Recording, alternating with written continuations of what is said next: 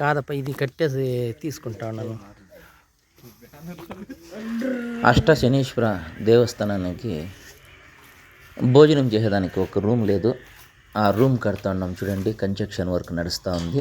చూసినారు కదా, నలుగురు మేస్త్రీలు వచ్చినారు. రూమ్ కడతా ఉండరు. చూసినారు కదా, డస్ట్ సిమెంట్ మొత్తం తోలిచ్చినాము. తర్వాత ఆ కిటికీలు అంటారు కదా, అవి కానీ తోలిచ్చినాము. చూసినారు కదా.